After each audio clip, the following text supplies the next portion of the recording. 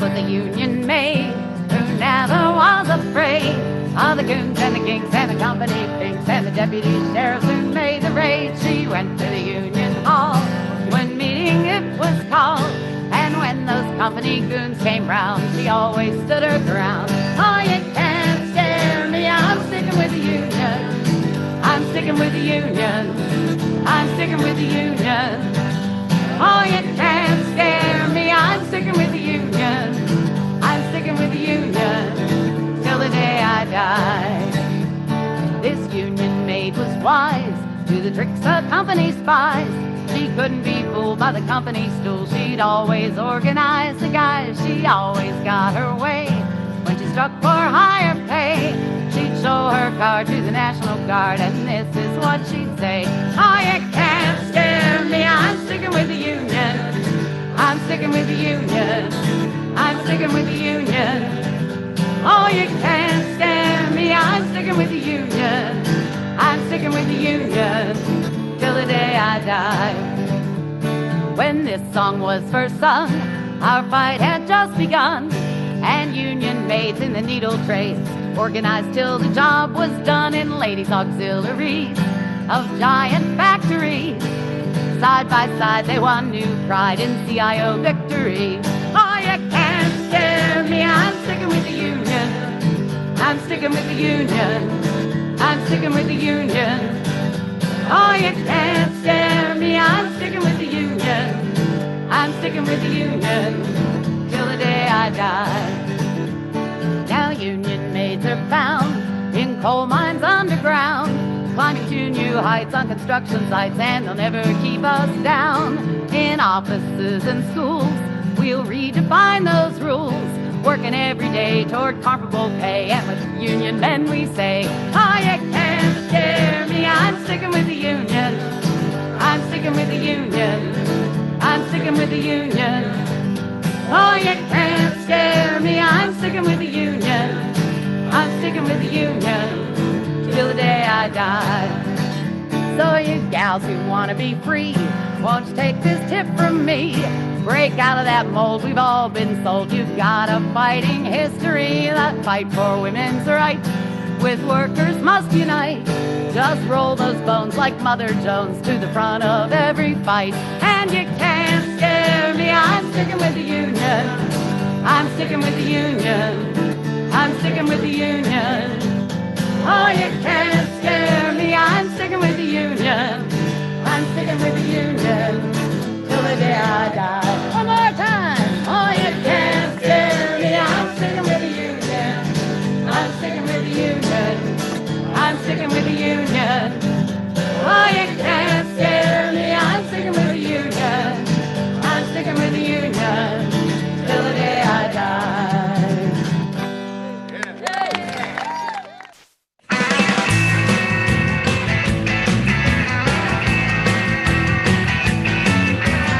Working at this job is dirty and dangerous, and I'm taking risks anyway. Oh, if I had the time and the proper equipment, I could do my job safely each day. Everybody here says there's sickness for safety, and I'm not here to say that they lie. I'm saying we just come to work here. We don't come to die. Now I don't want your chemicals clouding my brain. I want to keep all of my fingers and toes. I want to hear those cheers that both of my ears when my working days come to a close. Work that I do here is dangerous enough. Don't you rush me, and I'm telling you why. We just come to work here. We don't come to die. Now while you're up there talking in an air-conditioned office on a telephone that's OSHA approved, go on and tell me how much you've been spending on safety. Pardon me, I'm not moved. There's only one way to put an end to the slaughter. Just look your boss right in the eye and say, we just come to work here. We don't come to die.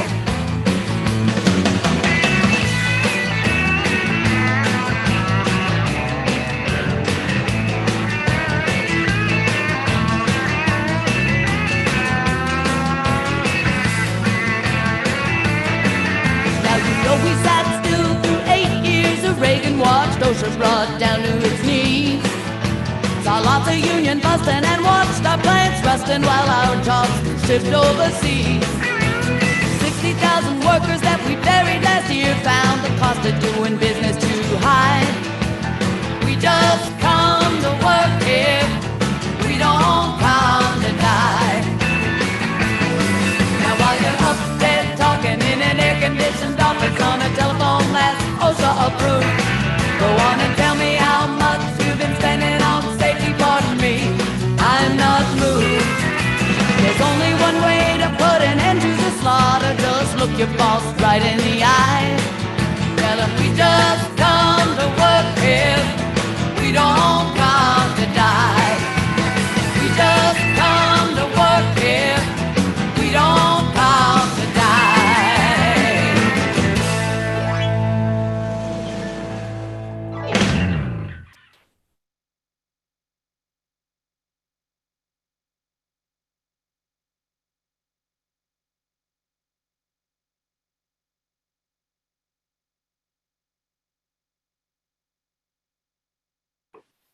May the work that I have done speak for me. May the work that I have done speak for me. If I fall short of my goal, someone else will take a hold. May the work that I have done speak for me. Hi. My name is Elise Bryant. Sisters, brothers, siblings, comrades, family, I bring you greetings on behalf of Ann's family, daughter Amy, son Dan, and husband Yuli, as well as the Ann Feeney Celebration of Life Committee. Welcome to this celebration of the life and times of Ann Feeney, hellraiser and kick-ass singer, songwriter for the working class. You know, it wouldn't be a celebration of Ann without a whole lot of songs. So get in your comfy chair, grab your munchies, your favorite brew, your favorite smoke, and kick back and enjoy. You're going to hear from a slew of family and friends who will share their love of Ann through story and song. We know how much you love Ann too. So, through the miracle of Zoom breakout rooms, you all will be able to go after the concert to the rooms and share your love of Ann through story and song. So, kick back, stick around, and enjoy, because Ann Feeney ain't dead, she says to me. Ann Feeney ain't never died. Where working folks are out on strike, Ann Feeney is at their side. Ann Feeney is at their side. Ready, set, let's sing. I would just like to say a few things about Ann before we get started. One of the joys that we always liked, Ann was a touring maniac, as we all know. And every time Ann came back from one of her tours, she always brought gifts back for everybody, all her fellow musicians in Pittsburgh. And a couple times she came back from Ireland, she brought Laura over here and just gave her a guitar case. And she would always bring sheet music back from Ireland and from all the different places she was playing at. And she always, every time I ran into her and every time I played with her in Pittsburgh when she came off tour, she was always giving me something. Like one time she gave me this little toy tin music box that played the Internationale, and she was so happy and proud to give it to me. And then another time she came back, she gave me this headband. And I looked at her when she gave it to me, like, why are you giving me that? And she looked at me and she said, because I know you're the only one that'll wear it.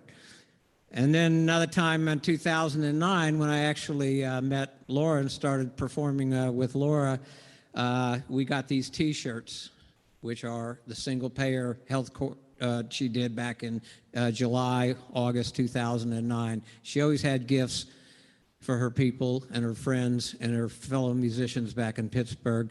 And now she gave us another gift, and that gift is her song, Fanny Sellens, about a courageous, fearless woman that was shot down in cold blood in 1920. This song goes out to you, Dan, to you, Amy, to Ann's family, and to all her friends.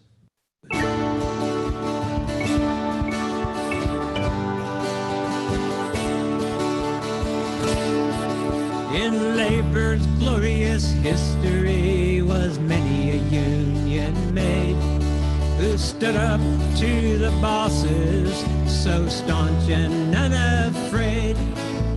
Molly Jackson, Mother Jones fought for a brighter day.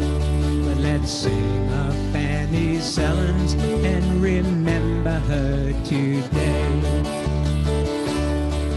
All over Pennsylvania, Fanny spread the Union word.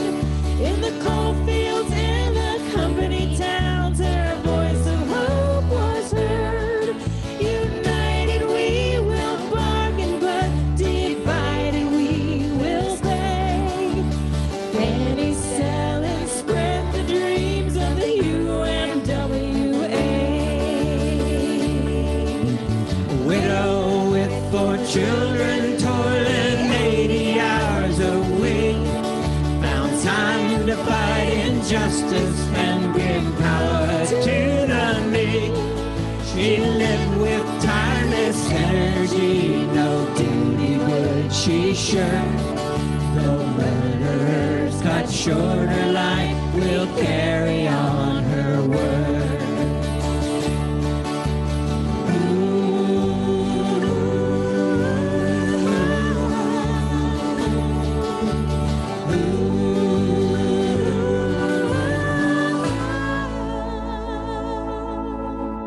Company slums of Ducktown in the summer of 19.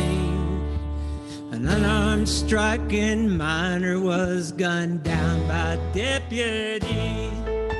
When Fanny cried out, spare his life, they shot her down as well. And hundreds watched in horror as this fearless woman fell. Now the ones who gave the orders faced no charge of any sort, and the men who pulled the triggers were acquitted by the courts. But the companies own the courthouse, and this fails for you and me. So let's work like Fanny Sellens now for true equality. A widow with 4 children, toiling 80 hours a week, found time to fight injustice and bring power to the meek. She lived with tireless energy, no duty would she shirk. Though murderers cut short her life, will carry on her work. Though murderers cut short her life, will carry on her work.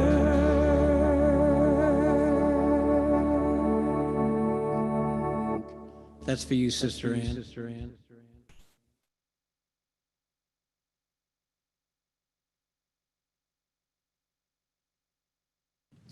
Welcome, everyone. I'm Bill Feeney, Ann Feeney's cousin, and I welcome you to this virtual service for her.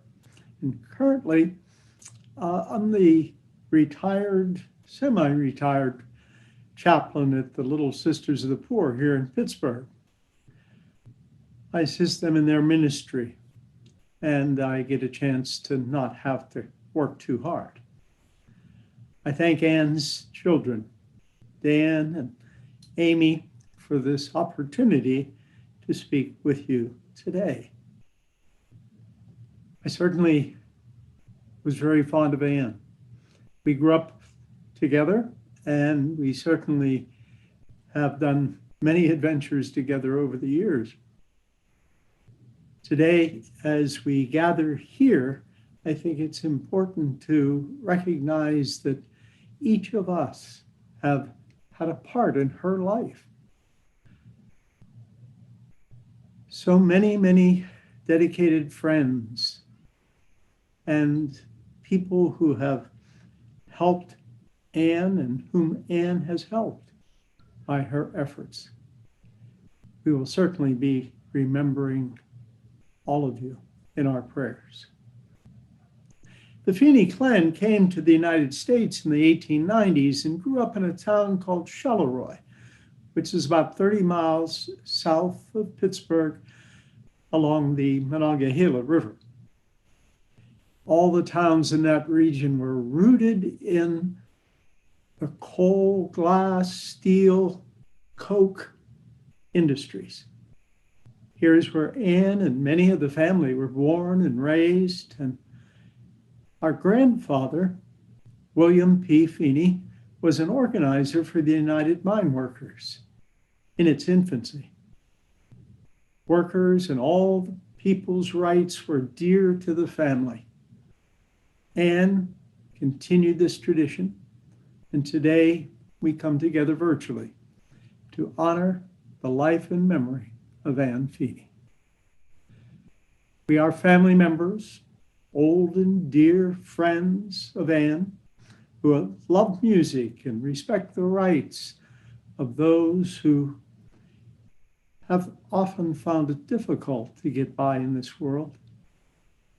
We've all been touched by dear Anne's love, talent, energy, passion, joy, creative spirit.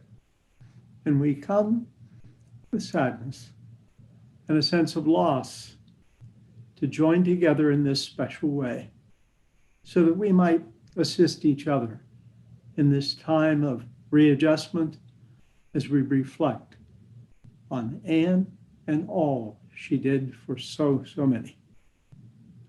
We come from many cities, big and small, across the nation, and from countries around the world. Today, Anne brings us together to connect her spirit and to share her enthusiasm, her hope with one another. Anne's death occurred on February the 3rd, and she was cremated and has been buried. We have a prayer that is used at the burial service for those who have been cremated. And as you know, the church for many, many centuries did not allow cremation, but certainly this prayer, relatively new, maybe 20 years old now, is an expression of our beliefs, but in the context of our parting. I'd like to share it with you now. Faithful God, Lord of all creation, you desire that nothing redeemed by your Son will ever be lost, and that the just will be raised up on the last day. Comfort us today with the word of your promise as we return the ashes of our sister to the earth. Grant Anne a place of rest and peace where the world of dust and ashes no longer has any dominion over her. And we look forward to the day when you will raise her and all who have died to your glory, to live with you and the saints forever and ever. One thing we should point out, and that is that we're all in our faith going through the 40-day period of Lent, which is a time of prayer and mortification, of struggling with our faults and failings with God's good grace. Anne has led the way for us too. She struggled to the time of her death. But let's remember, Anne has skipped Lent and has moved right on to Easter. Easter begins for the rest of the world tonight and tomorrow And Anne has once more led the way for us all.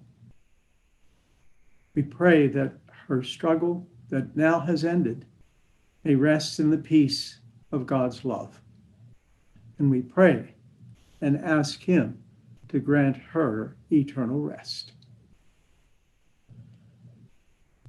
With that in mind, let us ask the congregation, our virtual congregation, to join us by chiming in with a big amen.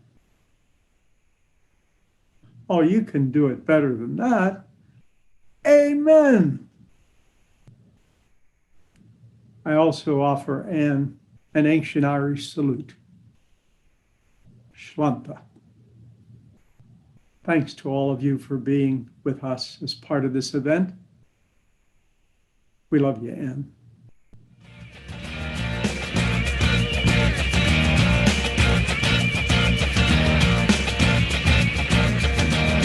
Danny was born 10 weeks too soon. Your baby in the ICU. Could have saved a dollar if we spent a dime. What we did to Danny was a low-down crime. Something's gone wrong, won't you tell me what? The rich folks give in, the poor folks die. There is a light that gets us out of bed each day.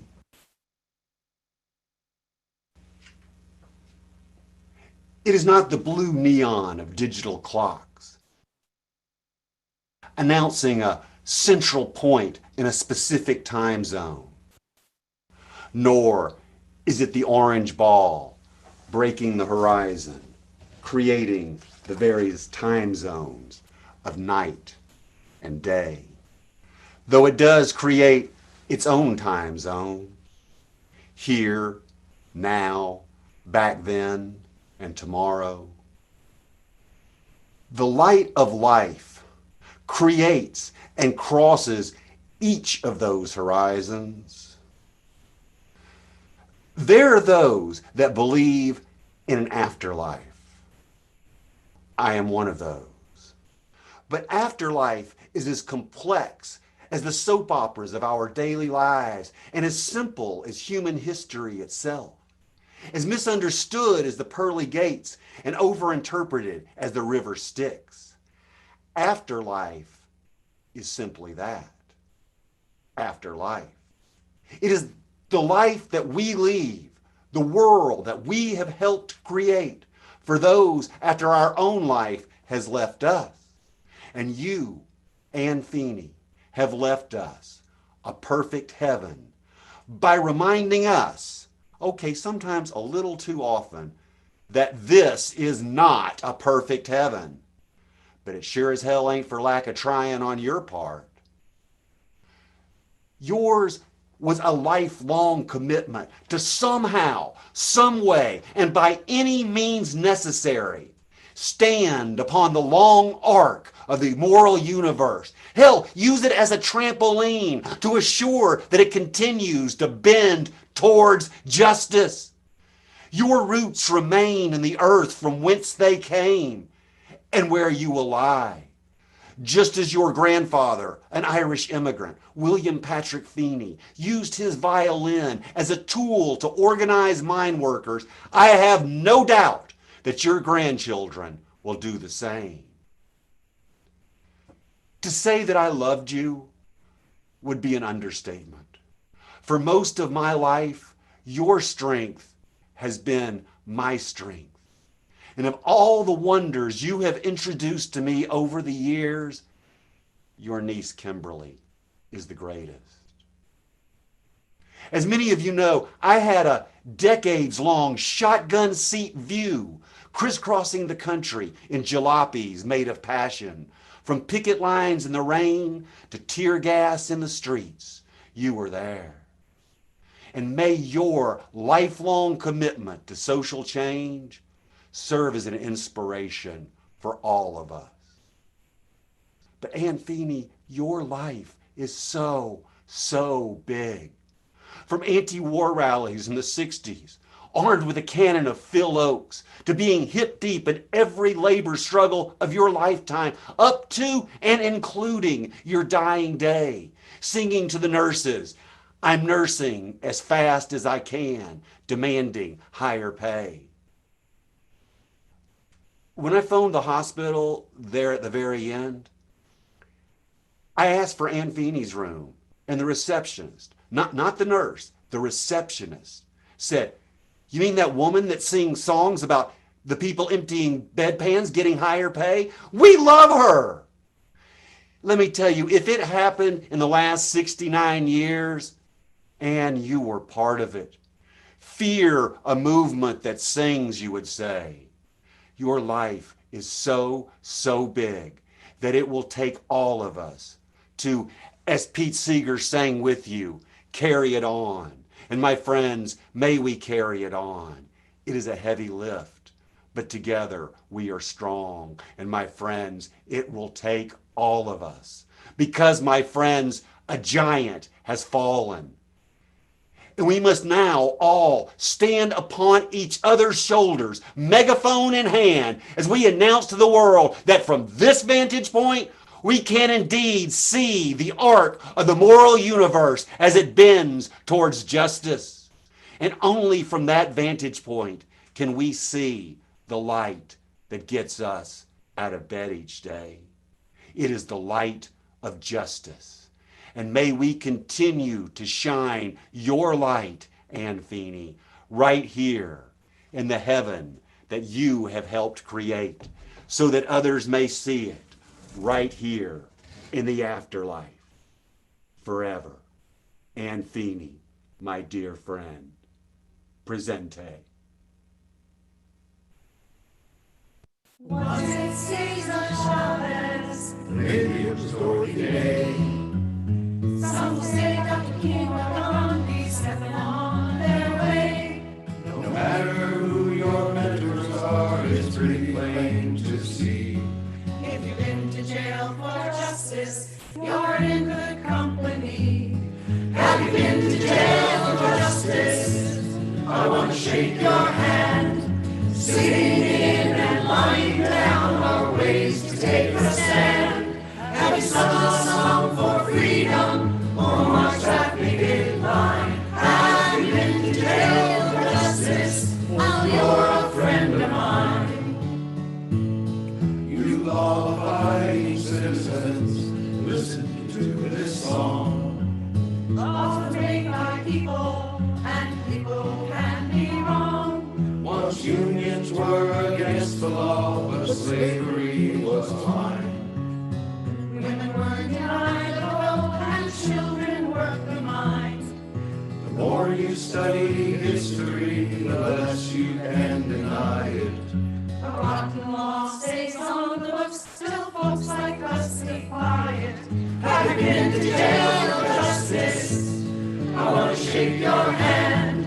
Sitting in and lying down are ways to take a stand. Have you sung a song for freedom or marched that picket line? Have you been to jail for justice?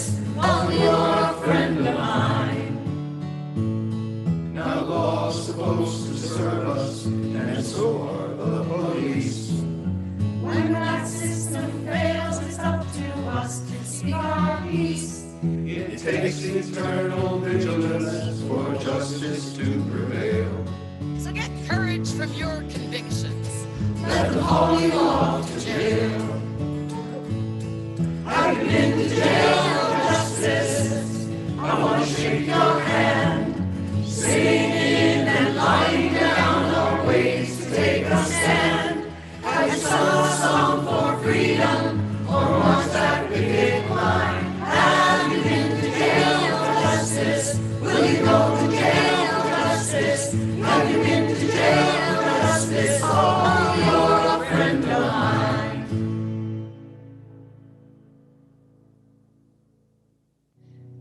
Time to listen, time to care, time to remember time to share.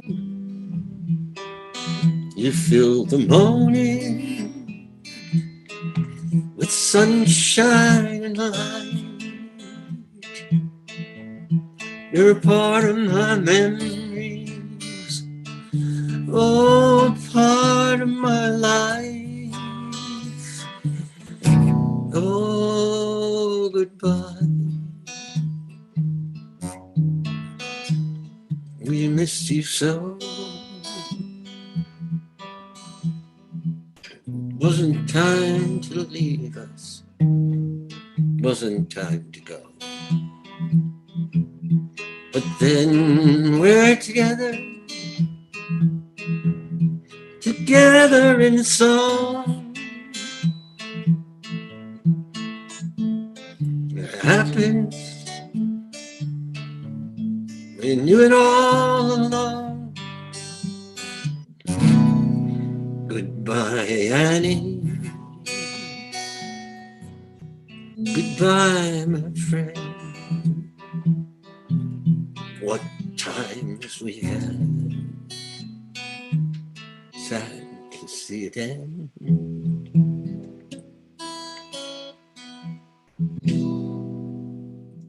I'd like to say something about my friend Anne Feeney. I can't remember when I first saw her, but I remember one wonderful day when she took me and my partner Irene around Pittsburgh and showed us the wonders. I think Pittsburgh was her hometown, I'm not too sure.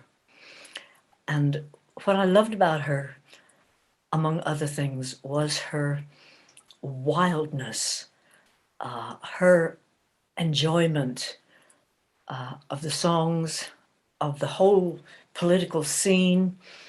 And she was a chatterbox, so she and Irene got along very, very well. We corresponded after that, and whenever we were anywhere near Pittsburgh, we'd go and see her, or when she was anywhere near Asheville, she'd come and see us. And that's just one of many memories. Another one, which I must tell you, I wrote a song called Gonna Be an Engineer. And without even asking me, she changed the text to have a lot of Americanisms in it. And I loved the fact that she felt she didn't have to ask me. She did it perfectly. And Irene and I went along to one of her gigs where she was going to sing it. And there she was in a very short, what we call over here, pussy pelmets. A pelmet is that thing that runs along the top of a curtain just to cover the railing, and they're very short.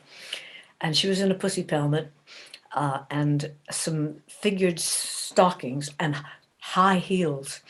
And as she sang Gonna Be an Engineer, she stomped up and down the aisles. And I'll tell you, the men shrank away from her. She was wild. I don't have any unpleasant memories of Anne Feeney. And even though I haven't seen her in a long time, I miss her. I don't like the fact that there's a hole in the world where she was. So whatever this video is used for, I'm sure I will be commemorating her life, celebrating the wonderful wild woman that she was and still is in our memories. So this is Peggy Seeger signing off. Best to you all. Hi, for those who don't know me, I'm Ron Berlin, and I was married to Anne for 17 years. We were amicably divorced in 1995, but remained dear friends for the rest of Anne's life. I first met Anne in the 70s when she moved into our communal house in the Squirrel Hill section of Pittsburgh. Within a few years, we became a couple, and then in 1977, we were married. In 1979, Danny was born, and in 1981, Amy was born. Without taking anything whatsoever away from Anne's wonderful career and all the important work that she did, her greatest legacy, and mine too, will be those two remarkable children, and anybody who's met Danny or Amy knows of what I speak. So life with Anne was always an adventure.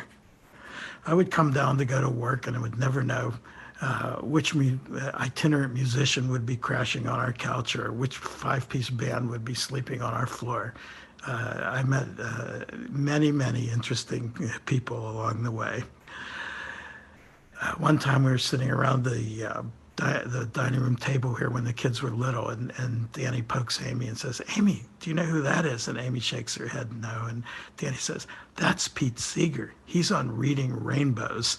Another time, all the neighborhood dog walkers were gathered around our front porch, which faces the street, and wondering, what's all this caterwauling?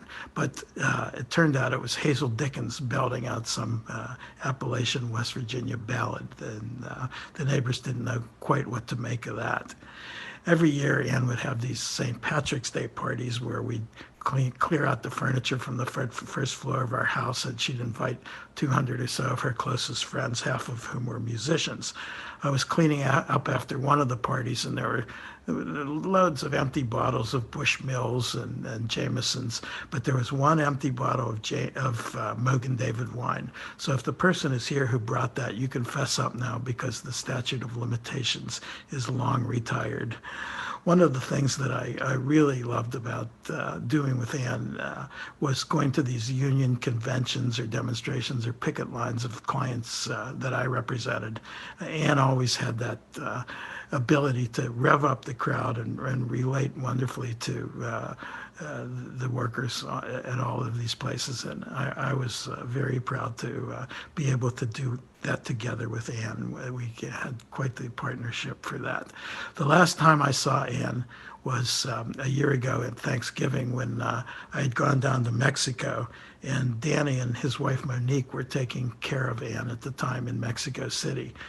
She had been slipping both physically and somewhat mentally, and was in a wheelchair at the time, but she did maintain her indomitable spirit and her rather acerbic personality. So one of the things about all these tributes of seeing Anne in her prime, just playing and with all that enthusiasm and rallying whatever crowd she was playing in front of was great, because that's certainly a way that so many of us will remember her. Life with Anne was certainly an adventure, and it was quite a trip. Bye, Anne. We'll miss you. Hello, everybody. My name is Taina Asili, and this is Gaetano Vaccaro. We first had the pleasure of meeting Anne at the Bread and Roses Heritage Music Festival, where both Anne and I were performing back to back on the same stage. But we had met Anne even before that through the stories that Evan Greer shared with us of her adventures with Anne touring. Evan told us of this fiery, badass woman. And when we met Anne and got to see that in person, it was most certainly true. Later on, we got to perform together on the Rock Against the TPP tour and stay the night at her house, sitting in a hot tub in Pittsburgh, overlooking a balcony, looking up at the stars. We got to hear more stories of their adventures together. We got to witness that badassery, that fire spirit that made Anne who she was. Later on, Anne was the first person to contribute to my work to support those in Puerto Rico who were surviving Hurricanes Irma and Maria. Anne called me up and said, "What's your address? I'm sending you a check. Let me know what I can do." And with that check, I was able to donate that money to people I knew in Puerto Rico who really needed it. So today I sing this song, Me casé con un héroe, in honor of you, Anne.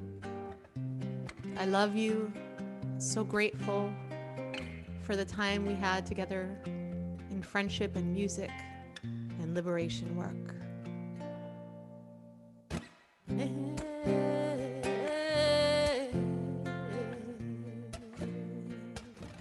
Me casé con un héroe, pues sola tengo que estar. Luchaba por la justicia, al poder quería desafiar. La causa es noble, pero lo van a matar y el dolor no se alivia en nuestro triste hogar. Me casé con un héroe, estoy viviendo sola. Le llama rebelde, nadie sabe dónde está. Última vez que lo vi, me di mis pocas pesetas y me dejó otro de vida.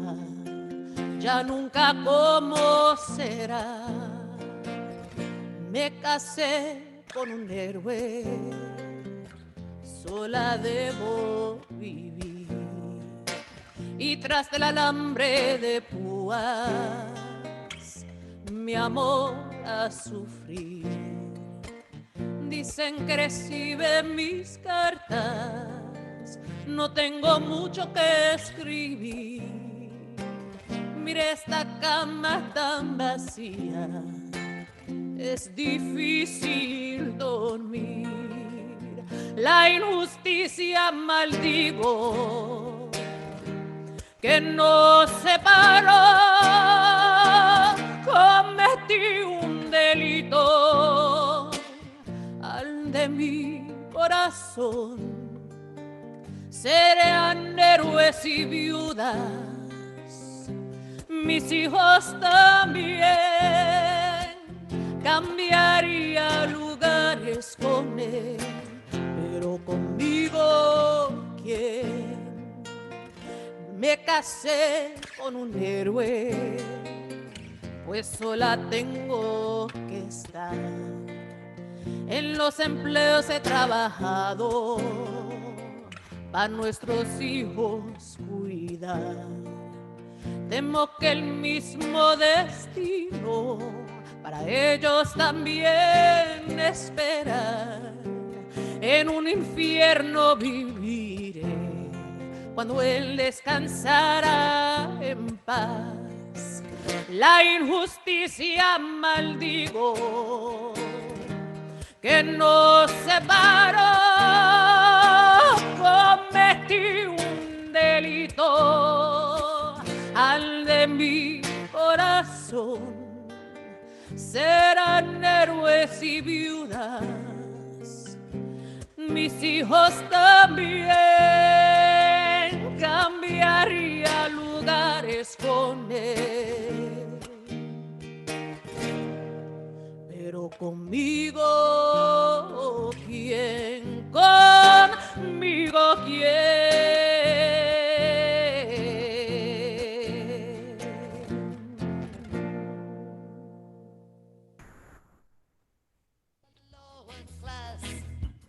I am in it.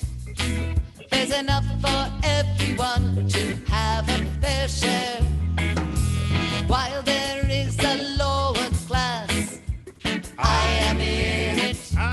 Where there is injustice, it is done to me. While there is a criminal element, I am of it. While there is a soul in prison, I am not free. I had the pleasure of meeting Ann Feeney for the first time in Decatur, Illinois, probably around 1993, 94, somewhere in there, back during what they called the war zone days, a series of strikes and lockouts. And Ann was determined to be there on the scene, as she always was. We became fast friends from that day on, and I would run into Ann endlessly in Pittsburgh, Chicago, Ohio, various conferences, demonstrations, picket lines, rallies, conferences, conventions, and so forth. So it was only natural that when Railroad Workers United got organized in 2008, that Ann would step up and volunteer to join us at the convention and provide entertainment, music, solidarity, and inspiration for us. So starting with that convention, from our origins right up until the most recent convention in 2018, Anne was always there to lead us in Solidarity Forever and a few other assorted numbers. And after the convention was over, she would always be there at our hospitality room to entertain us, inspire us, and regale us with songs of the labor movement, the likes of which only Ann Feeney was capable of doing. So because of COVID, of course, we haven't had a convention the last few years. I did make arrangements with Ann to attend our 2020 convention. Of course, it was canceled.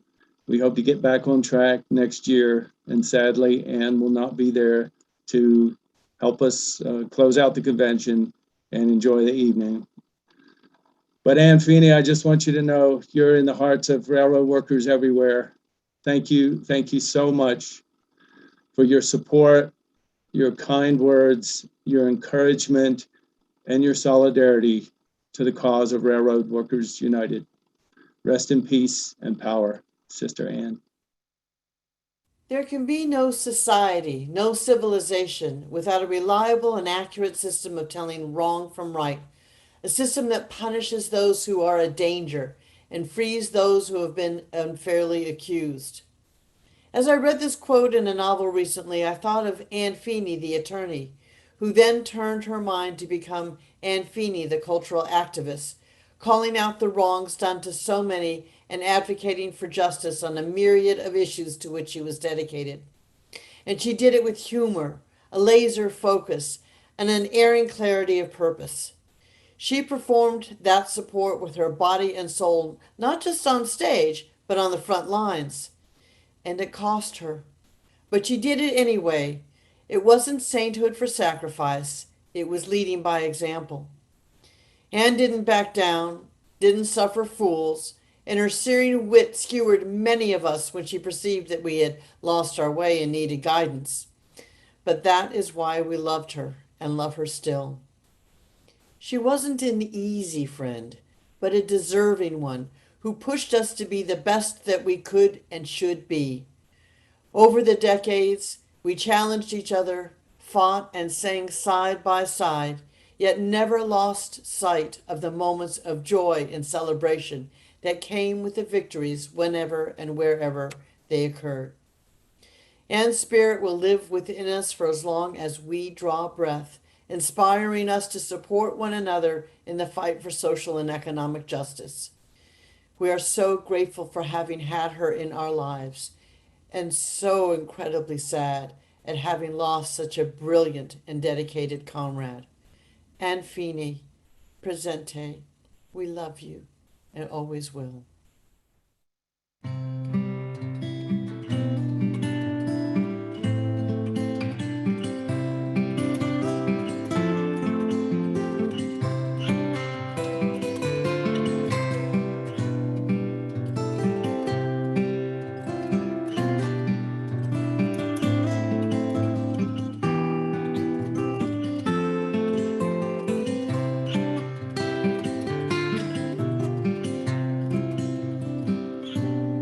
We are living neath the great Big Dipper. We are washed by the very same rain. We are swimming in the stream together, some in power, some in pain. We can worship this ground we walk on, cherishing the beings that we live beside. Loving spirits will live forever. We're all swimming to the other side. I am alone and I am searching, hungering for answers in my time. I am balanced at the brink of wisdom. I'm impatient to receive a sign.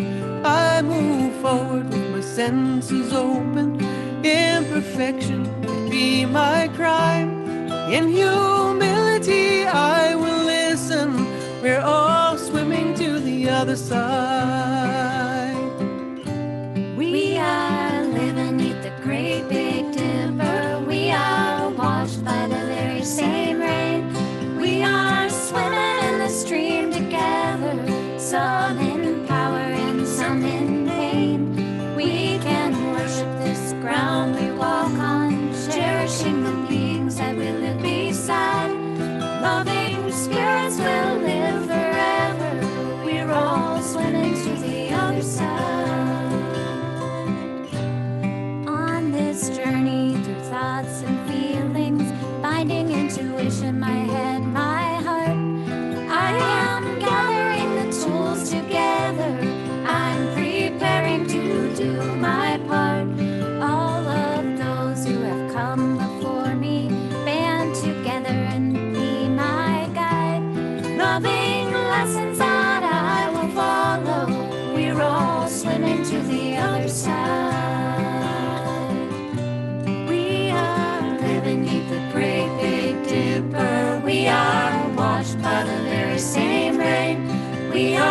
swimming in the stream together, some in power and some in pain. We can worship this ground we walk on, cherishing the beings that we live beside. Loving spirits will live forever. We're all swimming to the other side. When we get there, we'll discover all of the gifts we've been given to share have been with us since life's beginning, and we never noticed they were there. We can balance at the brink of wisdom, never recognizing that we've arrived. Loving spirits will live together. We're all swimming to the other side. We are living beneath the great big Dipper. We are washed by the very same rain. We are swimming in the stream together, some in power and some in pain. We can worship this ground we walk on, cherishing the beings that we live beside. Loving spirits will live forever. We're all swimming to the other side. Loving spirits will live forever. We're all swimming to the other side.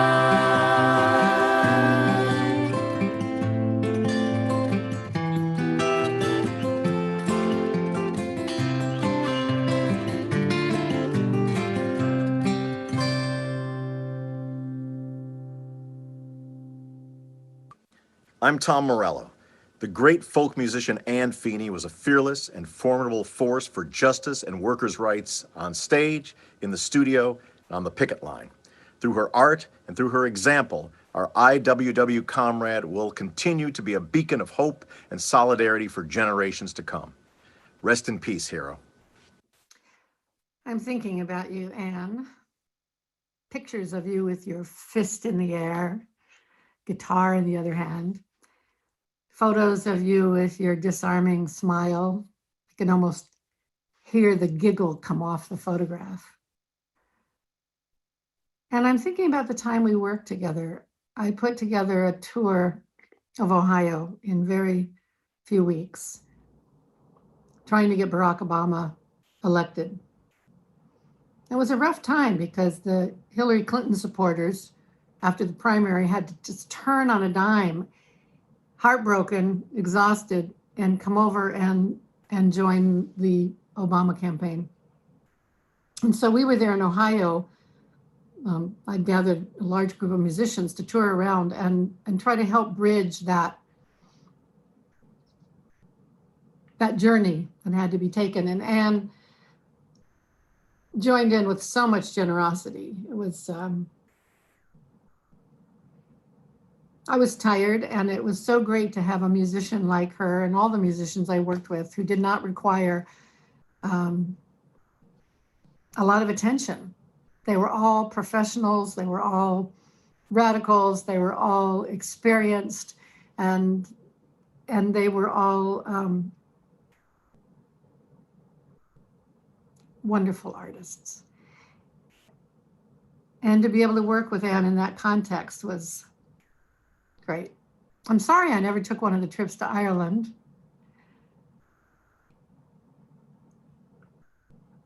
I think that would have been really fun. My dad and mom were very out front about life and death. My father would say, well, if you agree to come to this planet, you got to agree to leave. And well, that's true. We all leave. But I will miss you, Anne. In fact, a whole community of musicians and activists, organizers, will miss you. Thank you for the legacy you left. Thank you for the good memories you left. What more can any of us ask of our lives? Well, this is pretty surreal. In the 10 years since Mom's cancer diagnosis, I thought a few times about what a memorial might look like, and it never occurred to me that I'd be pre-recording a Zoom video for a wake. I can't wait until we can all be together with lots of food and drinks and hugs and, of course, live music and the kind of proper celebration of her life that Mom deserves and would have wanted. In the meantime, I'll try to reflect a little on parts of her life that may be missing from some of the other amazing tributes today. Mom had strong opinions about everything, from what constitutes a truly funny folk song to how US trade policy impacts human rights in Latin America, to the proper way to cook a steak. It's bloody. Most of these opinions became so much a part of me that I never even thought to question them. Mom definitely had opinions about how one's life should be lived. She made it a point to not only change the world for the better, but to enjoy herself while she did it, and to ensure that everyone around her felt compelled to do the same. She'd order appetizers and desserts with every meal, sneakily pay the check when you weren't looking, even when she couldn't afford it, which was usually, and then insist that everyone stay up for a nightcap or a song circle or a soak in the hot tub. When Mom's doctors told her in 2010 that she would soon die of cancer, she had her own opinions about that too. My wife Monique was 9 months pregnant with our first son Sebastian when I flew in from Ecuador to get the devastating news. Mom's prognosis was as grim as they get. One oncologist told us the 5-year survival rate was 0, and her friends advised that I say my final goodbyes before flying home to Quito for the birth of my son. Well, within a year from that teary goodbye in the hospital, Mom was stepping off a plane in Guayaquil, Ecuador to spend a week with us in the Galapagos. We saw giant sea turtles and marine iguanas. Mom taught a 10-month-old Sebastian the classic Feeney party trick to worry, worry, worry. And she even managed to get her passport stolen and force an emergency detour to the consulate in Quito for a replacement on the way home. Despite her increasingly challenging health situation, Mom barely slowed down over the past 10 years. She continued touring the US and Ireland, made multiple trips to Sweden, and visited us in Zimbabwe twice. On her first trip to Zimbabwe, Sebastian was just starting to talk, and he began calling her Go-Go, the Shona word for grandma, and that name stuck. Once the pandemic started, Mom quarantined with us in Southern California and spent 9 months getting to really know Sebastian and Nico, eating dinner together every night, watching tons of movies, thinking about what we would do for her 70th birthday party. She was determined that her 70th would outshine the legendary 65th party she hosted at Deep Creek, Maryland, which many of you were there. Even as her memory began to fade from the lingering effects of radiation, Mom remained an encyclopedia of lyrics and music. On top of all the songs she wrote and covered, the folk classics, the hundreds of Irish songs, she also seemed to have a song for every neighborhood we drive through in LA, every animal we'd encounter, and most of the meals we eat. I miss her so much, and I think about her every time I come across something I know she'd have an opinion about, every time Nico picks up a guitar, every time either of the kids do anything that I think she'd be proud of. I miss her acutely when I bring out dinner and she's not there to belt out, "You gets no bread with one meatball," or "You're my little potato." But, of course, the beautiful thing about a musical legacy is how easily it is to pass on, how easy it is to pass on. So since my allotted 2 minutes have long passed, I'll leave you with a very small piece of her legacy from our family dinner table. I love you, Mom. E, that's the way it begins. H, that's the second letter in. I, that is the third. C, letter of the bird. K, getting near the end. E, going round the bend. And this is the end. CHICKEN. That's the way you spell chicken. We love you, Go-Go. We love you.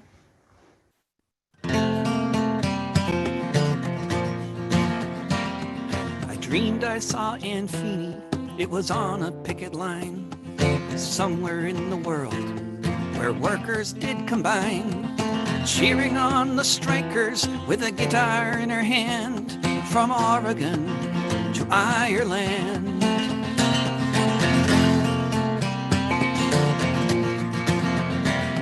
I dreamed I saw Anne Feeney amid the foggy glow of the flashbang grenades outside the WTO, singing songs against the war at a military fort, or making arguments in court.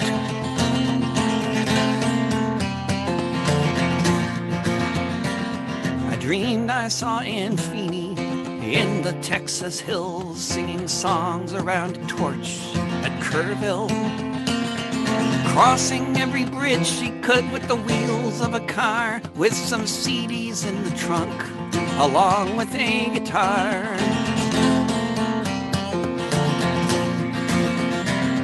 I dreamed I saw Ann Feeney. I dreamed she never fell. She was in Baja with her grandkids doing swell, sharing free advice on how to find the cheapest flight so you can be throwing Swedish snowballs beneath the northern lights.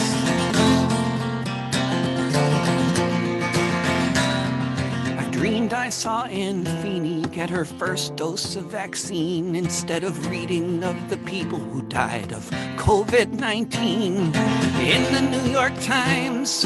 Nice things that they said, but I so much wish we could have had her still here instead.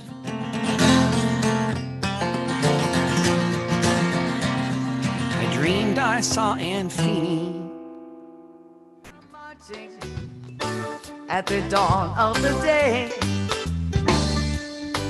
All the darkened kitchens, the near-lost gray,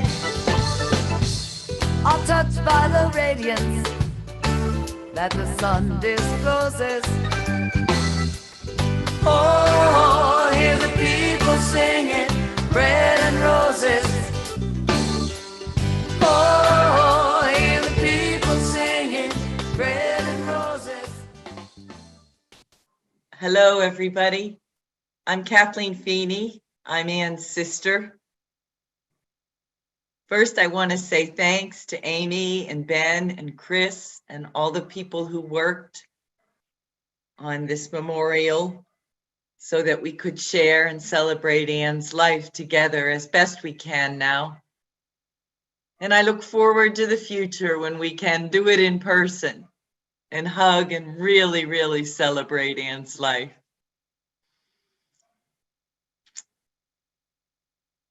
It was a privilege to be Ann's sister. I got schooled in music, I got schooled in harmony, and we had quite a repertoire. I know all the lyrics to every labor song and folk song she could play on that guitar. And we sang our hearts out on the front porch for years, never thinking it would ever end. So thank you for being a part. I know she's listening. I love you, Ann. Thank you for all the treasure of memories. Thank you for beautiful Daniel and Amy and your wonderful exemplar life in helping other people. You taught me many things and gave me many good things to go with in life. But I certainly remember most your joy, contentment, and satisfaction when you helped laborers on a picket line. Gracias. On the worst day of Ann Feeney's life, she was funnier and more caring than most people are on the best days of their lives.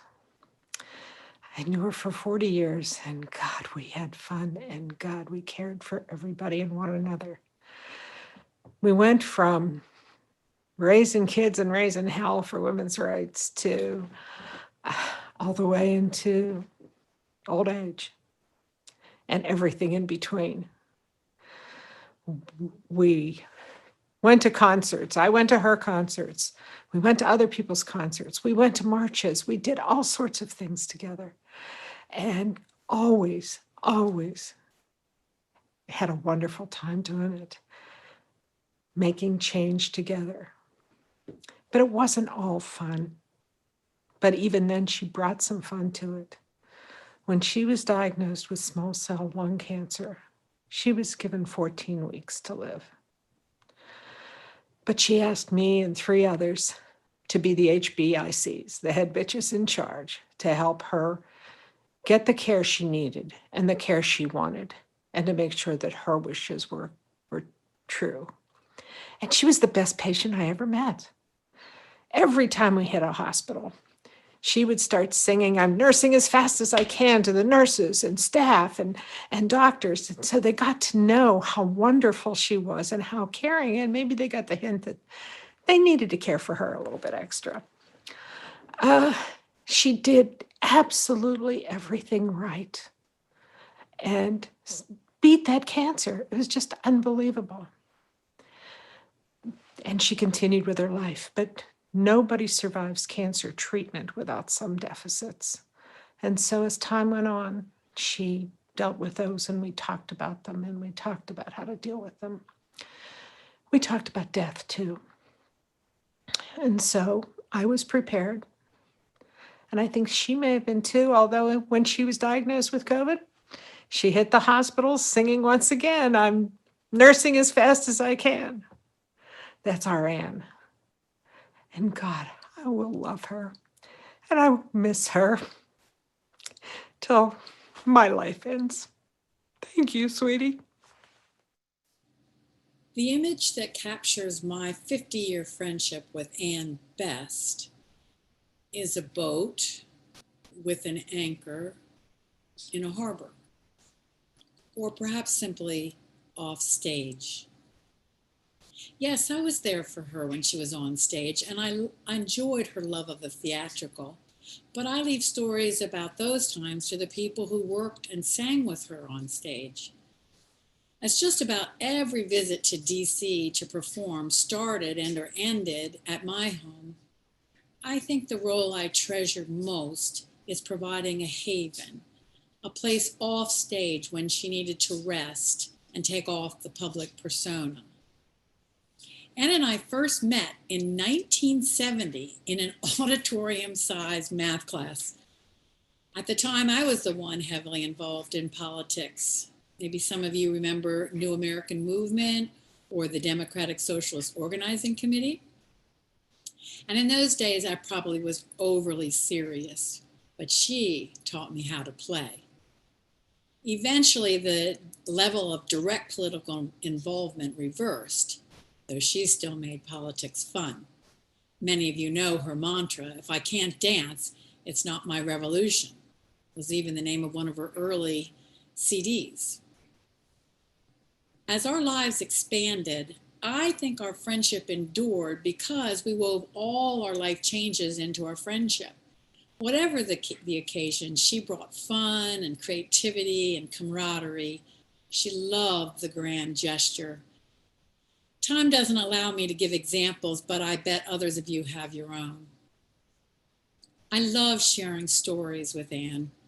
In regaling me, she knew how to extract and embellish, telling details till we would break up in laughter or huff in indignation or shared some other cathartic release. Some of it may have been blarney, but she could and did tell the unvarnished truth. I cherish that honesty as the secret sauce of our long friendship. Well, honesty and love without strings attached. Because sometimes she shared feelings about herself or about other people, or she told me things she had done that made me uncomfortable and even challenged my ethical boundaries. But rather than let judgment lead to rejection or estrangement, I chose to love all of Anne. And this choice seemed to allow me to love, forgive, and accept all of me. What a beautiful gift of our friendship. My dearest sister Anne, my beautiful, brilliant friend, you live in my heart forever. Come visit me there. Hi, I'm John McCutcheon. I am one of the co-founders of American Federation of Musicians Local 1000, Anne's union. And I'm proud to say that for many years, I was Anne's union president. Now, Anne was not involved in the formation of Local 1000. She was too busy being the president of the Pittsburgh Local at that time. But I believe she hastened the creation of Local 1000 in a very important way. One year at the Great Labor Arts Exchange, probably 30 years ago, we were having an impromptu meeting with then International President Marty Emerson. In the midst of this meeting, Anne stands up and says, "President Emerson, when are you going to give us our own local?" Now, those of us on the organizing committee were aghast and heartbroken because we just believed that we had been outed and that all our efforts were for naught and our organizing drive was over. Much to our amazement, President Emerson says, "No, that's a very interesting idea. We ought to look into that." And that was typical Anne Feeney. Standing up when nobody else would, having the guts when many of us didn't, asking the important questions, pissing off people, but always moving the ball forward. She was one of a kind. I want to sing you a song that Saikan and I wrote in her honor. It was at the Highlander Center a number of years back when Local 1000 was having a retreat there on the occasion of Anne being presented Local 1000's Utah Phillips Lifetime Service to Labor Award. And we simply call it Honor.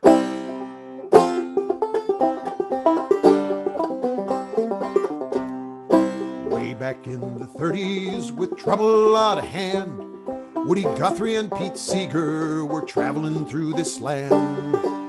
In Oklahoma City, while singing in a union hall, a gang of gun thugs filed in, milling back against the wall. Everyone was waiting for the trouble they had planned when a dozen union women stood up and took a stand. They walked to the back of the hall while the men just sat around, stood face to face with the gun thugs, slowly staring down.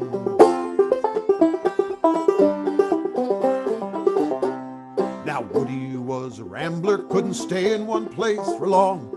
Next morning when Pete woke up, Woody was long gone. But on the kitchen table, a piece of paper lay with a song that Woody'd written that he called the Union Maid. You know this.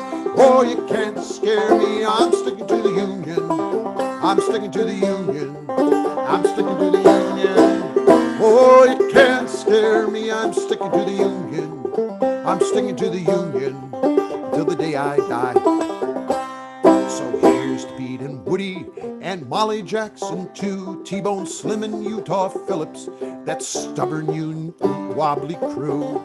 Sarah Ogan Gunning, Hazel Dickens, and the rest of fighting coalfield women we have all learned from the best. Joe Hill and Big Bill Brunsey, what a difference they all made. Here's to Anne Feeney, our modern Union maid. Oh, you can't scare me, I'm sticking to the Union. I'm sticking to the Union. I'm sticking to the Union. Oh, you can't scare me, I'm sticking to the Union.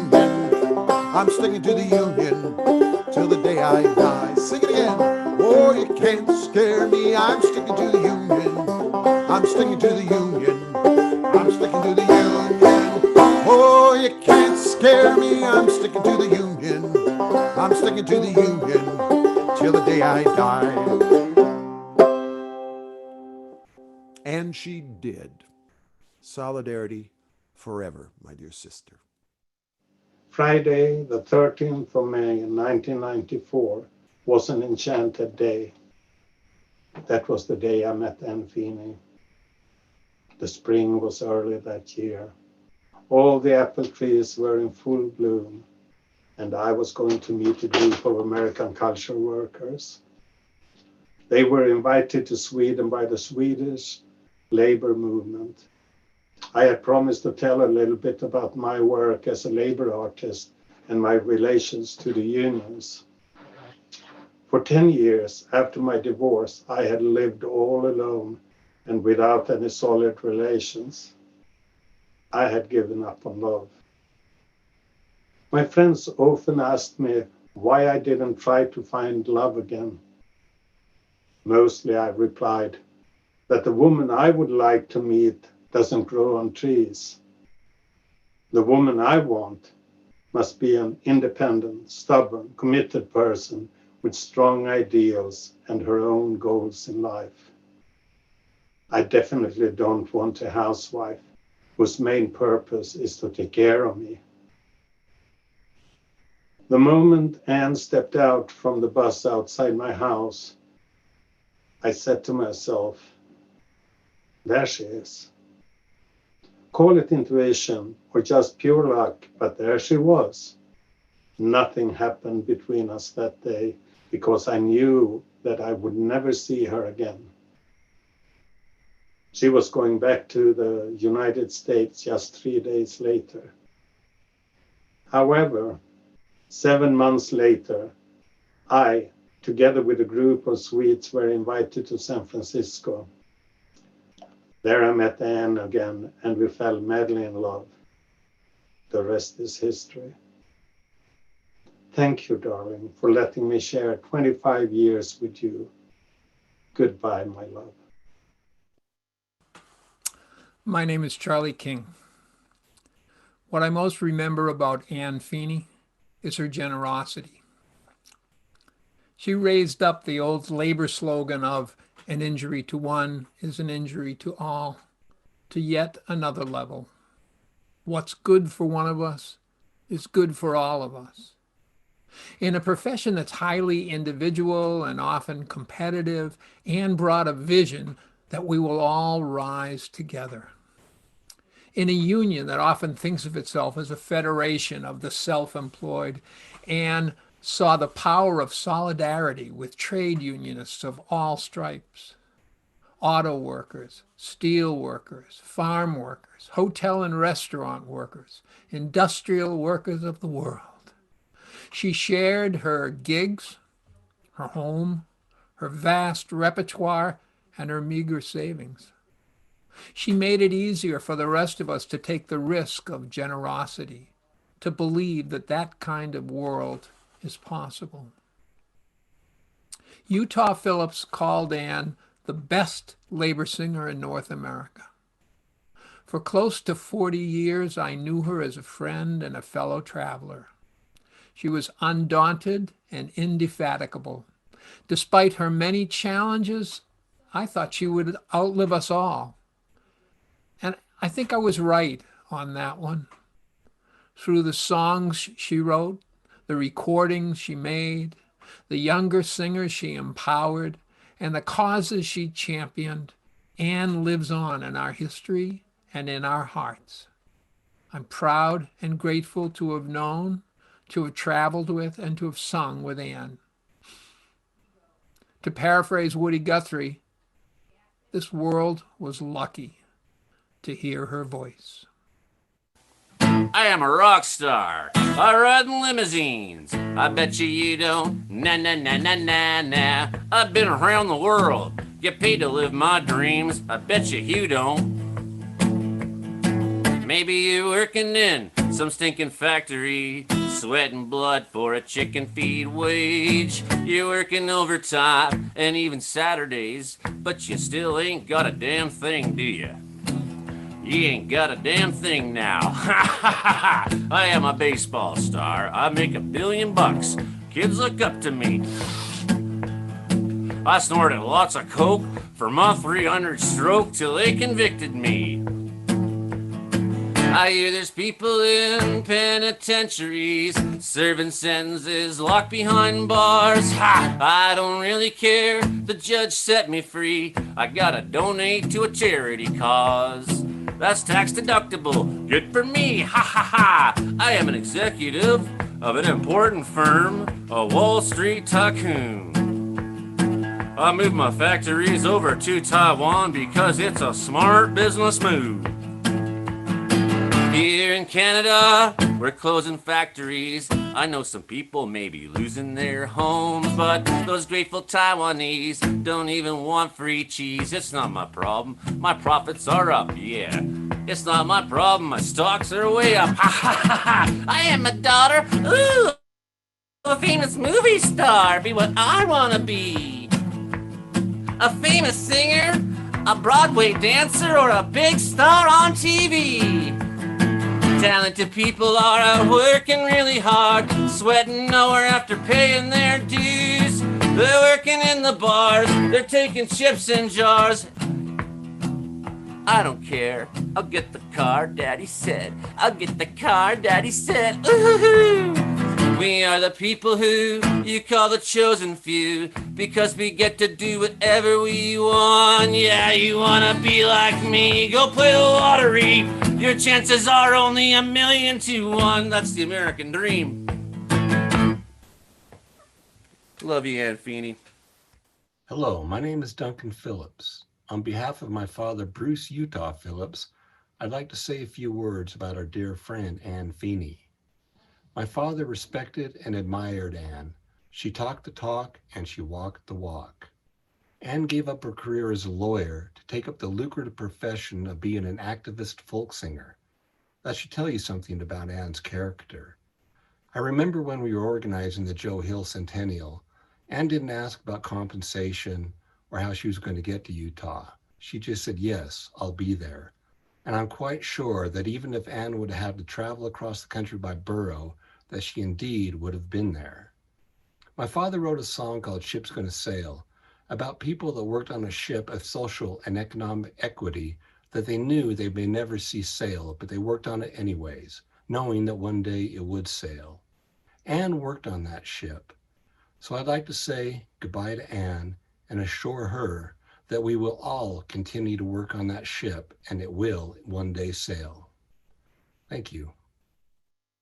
My name's Evan Greer, and I'm one of the luckiest people in the whole world, because I got to spend hundreds of hours on the road and in the car with Ann Feeney. Ann convinced me to drop out of college when I was about 20 years old, and she took me on the road with her. She taught me everything I know, not just about playing music and singing songs and making a living as a working artist, but about the true meaning of solidarity. Whether that was driving hundreds of miles out of our way just to bring some hot coffee and sing a few songs for workers walking a picket line in the dead of winter, or watching her scream her head off at the scabs and the Pinkerton thug hired guns that companies would bring in to try to break a strike, or the time on the tour when I came out as transgender. We walked into United Auto Workers Hall and I was wearing a miniskirt, and she kind of looked at me like, "You really gonna wear that?" And I kind of looked at her like, "You bet I am." And we got up on that stage together, and you could tell Ann was ready to beat anybody over the head with her guitar if they said 2 words about me. Because that was who Ann Feeney was. She wasn't just a labor singer, she was a revolutionary. She believed in the brilliance and the creativity of working people and oppressed people all over the world, and she fought for everyone.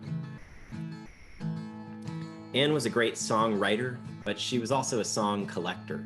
She knew a great song when she heard one, and she would just dust it off and give it life. And she kept so many important songs alive.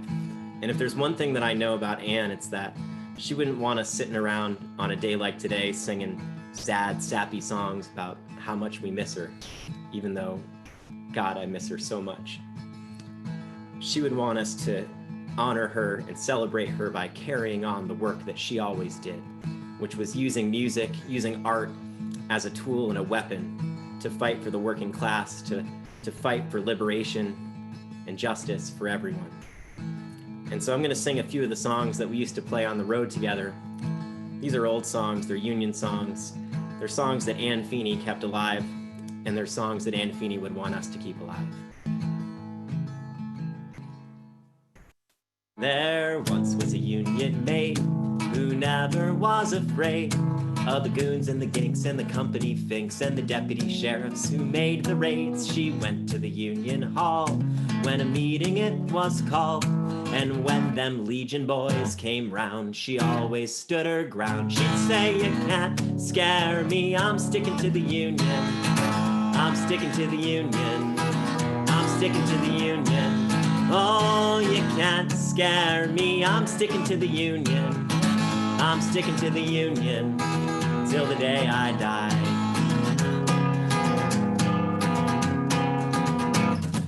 Which side are you on? Which side are you on? Which side are you on? Oh, which side are you on? Don't scab for the bosses, don't listen to their lies. Us poor folks haven't got a chance unless we organize. Now tell me, which side are you on? Which side are you on? Which side are you on? Oh, which side are you? Are you poor, forlorn, and hungry? Are there lots of things you lack? Is your life made up of misery? Then dump the bosses off your back. Are your clothes all patched and tattered? Are you living in a shack? Would you have your troubles scattered? Then dump the bosses off your back. Yes, just dump the bosses off your back. Working folk of all countries unite. Side by side, for freedom we shall fight. When this world and its wealth we have gained, to the grafters we'll sing this refrain. You will eat by and by, when you've learned how to cook and how to fry. Chop some wood, do you good, and you'll eat, and that's sweet by and by, that's no lie.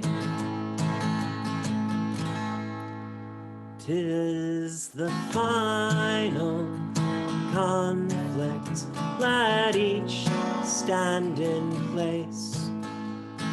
The international working class shall free the human race.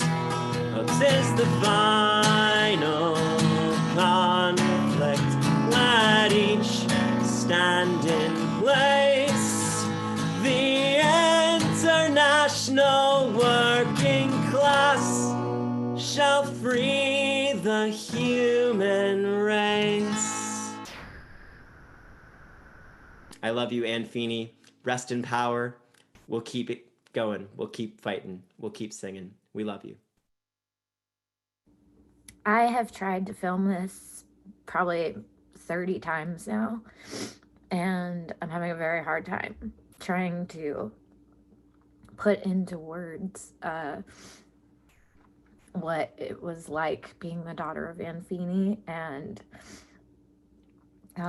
just how lucky I was to be her daughter. And I can't sum it up. I don't really know what to say. I'm sure we'll have a lot of time over the years to tell stories and share experiences that we had with her and the profound impact she had on our lives. But I've decided I'm just going to read a post that I wrote about her a few years back because it sums up a lot of my feelings about what it was like growing up with her. I wrote this on International Women's Day. My mama, Ann Feeney, may not have taught me how to paint my nails or curl my hair, but she certainly taught me to be a strong woman. She taught me to be sure I am treated equally and to treat others the same. She taught me to protect and encourage other women. She taught me to stand together with those who are struggling. She taught me that if one person is being treated unfairly, we are all being treated unfairly. She taught me to be comfortable and strong in my own skin. She taught me that I have full control over my body. I have the right to say no and the right to say yes. My mama took me and my friend Llewellyn to Washington, D.C. in 2004, where we sang on stage in front of 1 million people at the March for Women's Lives. That was one of the most powerful experiences of my life, to be surrounded by so many leaders, artists, movers, and shakers, all standing up for justice and equality. My mom has filled my life with countless women who have become my greatest role models and teachers. And today on International Women's Day, I celebrate all women of the past, present, and future. There are so many women that have helped pave the way for us to have our basic rights. It's important that we continue this fight and that we educate and empower the younger generations. Thank you, Mom, for teaching me how to be a woman. I'm eternally grateful for all of your hard work. I love you. and I miss you terribly. A world without Anne Feeney in it seems like an impossible paradox. We met in 1989 when she won New Folk at the Kerrville Folk Festival. And that same year, we marveled at a sundog in the sky the morning of the Tiananmen Square massacre. We shared many shows and road adventures, comparing our life stories and hilarities and songwriting adventures and observations about this wild life we were in. And when Rory McLeod and Ann and I got together one late Kerrville night in the early 90s across from the Kirtry store, she said, "I've got a great idea for a song about healthcare with a Bo Diddley beat." That's all it took. A short while later, we had written National Healthcare Now. There was nothing like playing Ann a new serious song, only to have her respond with, "Well, that was a cheery little number. Got anything topical I can play at a rally?" And I remember saying, "Well, if my songs aren't topical, they're meant to be taken internally." And we had a great laugh over that. At the WTO marches in Seattle of 1999, I saw her sing "Have You Been to Jail for Justice" as it was being filmed for the documentary. And the next day, her and her husband Julie appeared on a Union float, right when they announced the rest of the ministerial meetings had been canceled, and a mighty roar went up from the crowd. And right at that moment, we all heard Jimi Hendrix's Star-Spangled Banner being played from high above and way up in a hotel where the delegates were staying. At first, I thought someone was playing the recording that he had done at Woodstock, but then I realized it was being played live because it was different. And just then a man came out in the balcony high above us, and we could see him playing his guitar. And it's amazing to this day that one of the delegates, or someone else, had thought to bring their guitar and a huge amp to play that song right at that pivotal moment. Anne was welcomed with open arms at the Wild Mind Oregon Country Fair for her big picture human rights view, and she was chosen to be in the legendary Midnight Show in 2007. She appeared agitated in entertainment camp one night wearing a flashing LED tiara. She had tracked me down along with Disappear Fear Sonia and asked us to perform with her after she had ingested a psychedelicacy that came on too quickly.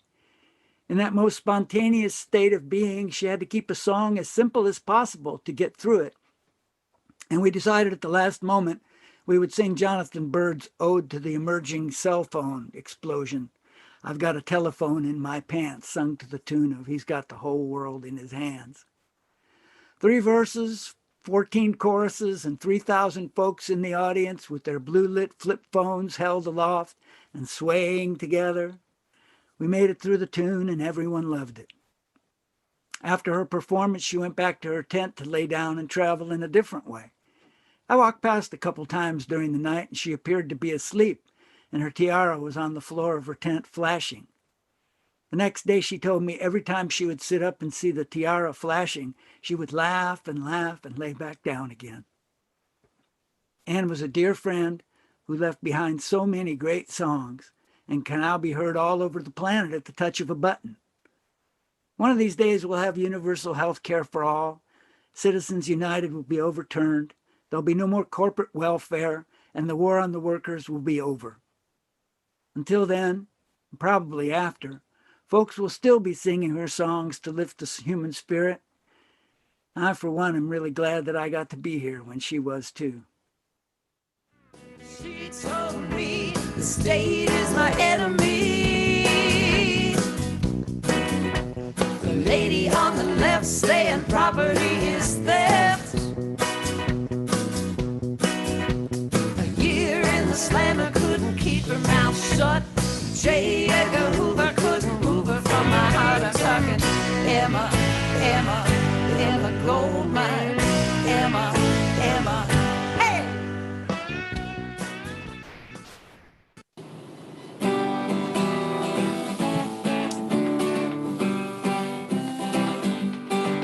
When the unions, the inspiration through the workers' blood shall run, there can be no power greater anywhere beneath the sun. Yet what force on earth is weaker than the feeble strength of one? Because the union, yeah, the union makes us strong. Solidarity forever. We sing of solidarity. Solidarity forever. We're gonna show solidarity. Solidarity forever. Because the union, yeah, the union makes us strong. In Texas, I witnessed her singing the Internationale as a handful of dubious cowpokes listened skeptically with their Stetsons tilted like the Victrola dog until a Hispanic delivery man stood up beside her and sang a verse in Spanish. A German stood up and sang a verse in German. A Swede, an Israeli, and even a camera-toting tourist offered a verse in Japanese. She medleyed the Internationale into Solidarity Forever. And let me tell you, she rocked it. And before she was done, she had the entire ranch singing in a Texas accent. The union, yeah! The union makes us strong. They divide us by our color. They divide us by our tongue. They divide us men and women. They divide us old and young. But they'll tremble at our voices when they hear these verses sung. For the union, yeah, the union makes us strong. Solidarity forever. Solidarity. Solidarity forever. We're gonna show solidarity. Solidarity forever. Because the union, yeah, the union makes us strong. They took our work for granted. For too long we've been maligned. Now we're called essential workers, and our lives are on the line. My liberation's bound with yours, forever yours with mine. Because the union, yeah, the union makes us strong. Solidarity forever. Solidarity. Solidarity forever. We're gonna shout solidarity. Solidarity forever. Because the union, yeah, the union makes us strong. In our hands is placed a power greater than their hoarded gold, greater than the might of atoms, magnified 1,000-fold. We can bring to birth a new world from the ashes of the old. Because the union, yeah, the union makes us strong. Solidarity forever. Solidarity. Solidarity forever. We're gonna show solidarity. Solidarity forever. Because the union, yeah, the union makes us. The union, yeah, the union makes us. The union, yeah. The union makes us strong. Yeah! 1, 2, 3, 4.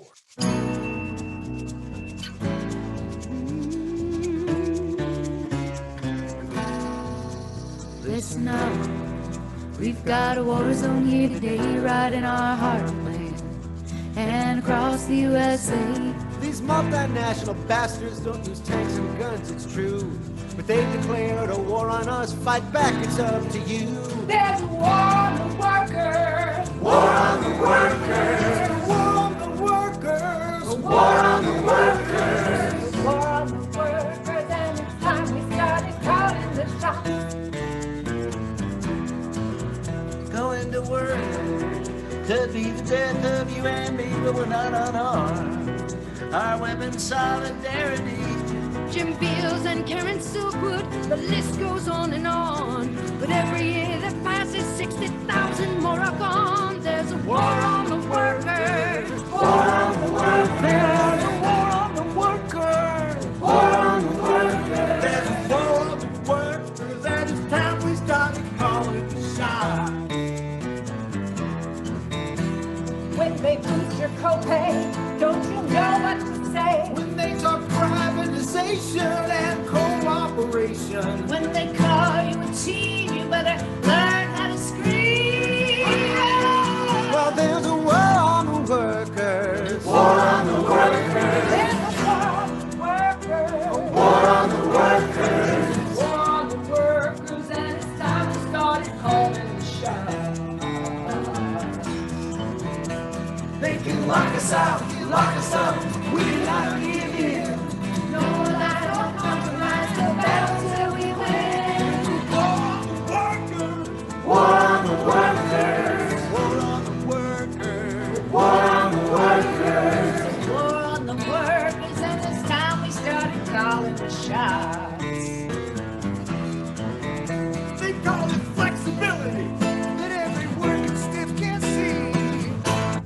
That flexibility means standing on your head, bending over, and kissing your boss's ass at the same time.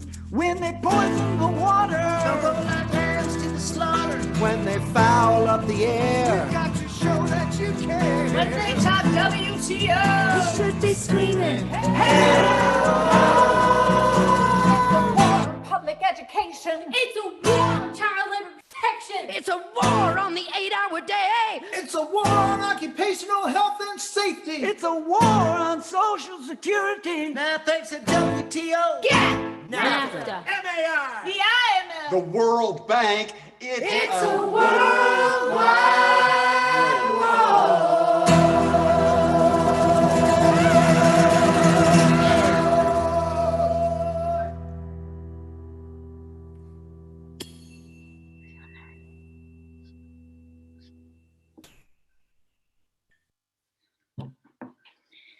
Thank you all so much for being here today.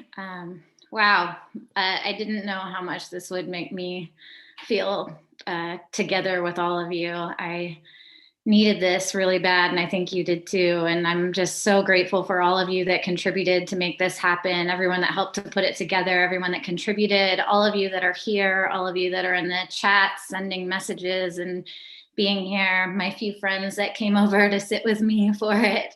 That's my friend Jesse Delton and Trevor Smith and Christina Hurt all came over as my support group. So, and of course, Rufus. Anyway, I love you all so much. And this really was such a special celebration, and it will continue in the breakout rooms. We have a whole bunch of breakout rooms. If you can stick around, I highly encourage you to do it. We've got rooms about her or her family life, or on the road, a song circle, basically all the different parts of her life. So go ahead and scroll around. You can go, there's a little box that has 4 boxes inside it. And if you click on that, you can just scroll around to the different breakout rooms and tell your stories, sing your songs, and continue celebrating the life of my obviously incredible mother. I love you all for being here. Thank you so much.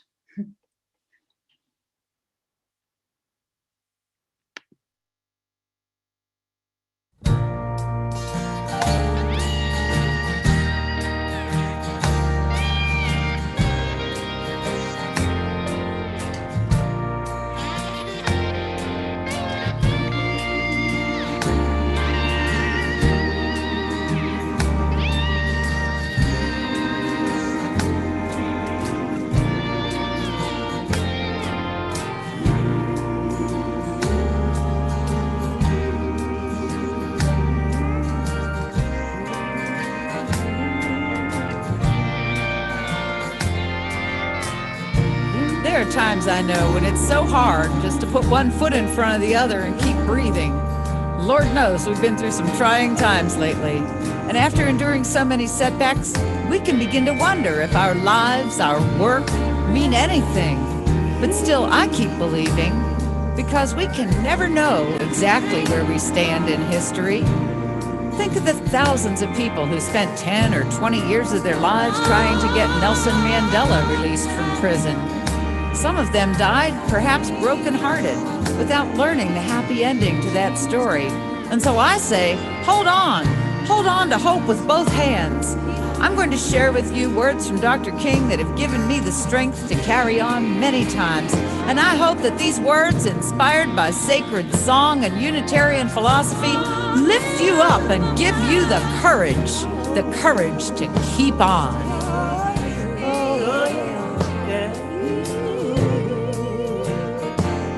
I hear you ask today, how long will it take? I hear you ask today, oh, how long? I hear you ask today, how long will it take? How long? Not long. How long? Not long. Not long, because no lie can live forever. I hear you ask today, how long will it take? I hear you ask today, how long? I hear you ask today, how long will it take? How long? Not long. How long? Not long. Not long, because you still reap what you sow. However difficult the moment, however frustrating the hour, I know it won't be long, not long, 'cause truth crushed to the earth will rise again. I hear you ask today, how long will it take? I hear you ask today, oh, how long? I hear you ask today, how long will it take? How long? Not long. How long? Not long. Because the arc of the moral universe is long. Yes, the arc of the moral universe is long. Arc of the moral universe is long, but it bends toward justice. How long?